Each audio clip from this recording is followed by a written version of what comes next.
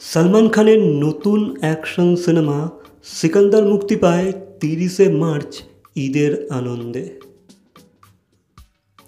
AR মুরুগডস পরিচালিত এই ছবিটি প্রথম দিনে 26 কোটি টাকা আয় করে ভালো সূচনা করলেও এরপর গতি কিছুটা কমে যায়।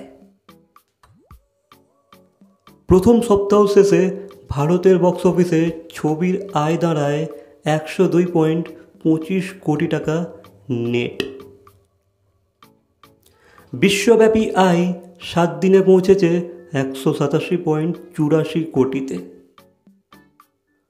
তুলনামূলকভাবে কম বাজেটে নির্মিত সিকান্দার এখনও পর্যন্ত 2025 সালের অন্যতম বড় হিট ছাবার চেয়ে আয় কম হলেও আন্তর্জাতিক বাজারে ভালো করছে। প্রযোজনা সংস্থা আশা করছে খুব শীঘ্রই সিকান্দার প্রবেশ করবে 200 কোটির ক্লাবে। সো গাইস, এই বিষয়ে তোমাদের কি মন্তব্য অবশ্যই কমেন্ট করে জানাবে। ভিডিওটা ভালো লাগলে লাইক, কমেন্ট, শেয়ার, সাবস্ক্রাইব। তো দেখা হচ্ছে পরবর্তী কোনো ভিডিওর সাথে। Till then, by.